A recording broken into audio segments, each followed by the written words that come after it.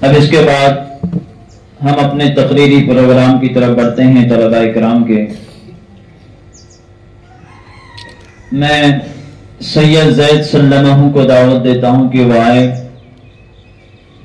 یوم آزادی اس عنوان پر اپنی تقریر پیش کریں.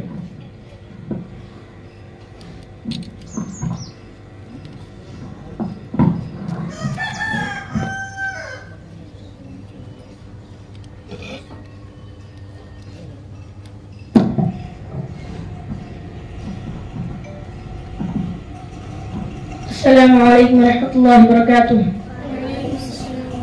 الحمد للہ وکفى وسلام علی عباده الذین اصطفى اما بعد. جناب صدر محترم، اسٹیج پر رونق افروز مہمانان اکرام اور میرے معزز اساتذہ اکرام اور عزیز ساتھیوں، آزاد ہندوستان کی تاریخ میں دو دن یادگاری حیثیت اور قومی اہمیت رکھتے ہیں. ایک 15 اگست، دوسرا 26 جنوری. 15 اگست کو ہندوستان آزاد ہوا اور 26 جنوری کو ہندوستان جمہوریت بنا. آج 15 اگست ہے، ہندوستان کی آزادی کی سالگرہ ہے. 15 اگست 1947 کو سرزمین ہند پر بھی سورج طلوع ہوا تھا، جو کہ آج طلوع ہوا ہے. لیکن اس وقت کی سورج کی کرنیں ایک نئی صبح کا پیغام لائی تھی. یہ صبح وہ صبح تھی جس کے ظہور سے غلامی کی رات کا اندھیرا ختم ہوا جو 150 برس طویل مدت پر محیط تھا. اسی رات تہذیب کے خود ساختہ گورے ٹھیکیداروں کو ہم نے پھول سے معصوم شہزادوں کا خون پیتے دیکھا. اسی رات بیٹوں کا سر قلم کر باپ کے سامنے تشت پر پیش کیے گئے. اسی غمگین رات میں ہنرمند ماہر استادوں اور کاریگروں کے ہاتھ قلم ہوئے، انگوٹھے قطع کیے گئے اور کسانوں کی زمینیں چھین کر ان کو در بدر کی ٹھوکریں کھانے کے لیے چھوڑ دیا گیا. اس تاریخ رات کی صبح جلد ہو، اس کے لیے ہم نے کون سے جتن نہیں کیے، سازشوں اور بغاوتیں کی، آزاد حکومتوں کی تشکیل کی، مزاحمتی تحریکیں چلائی اور جان و مال کی قربانی دی. وہ سب کیا جو حصول آزادی کے لیے ناگزیر ہوتا ہے. لیکن جب اس غمگین رات کی صبح ہوئی تو جس خون نے جلیانوالہ باغ کی مٹی کو شفق کی سرخی سے ہمہنہ کر دیا تھا، اس کی لالی رخصت ہو چکی تھی. وطن کا اتحاد پارا پارا تھا، امن و سکون غارت ہو چکا تھا، گلشن تاراج تھا، پھولوں کی پتیاں اور پگڑیاں بکھری ہوئی تھی اور بلبلیں کہیں دکھائی نہ دیتی تھی.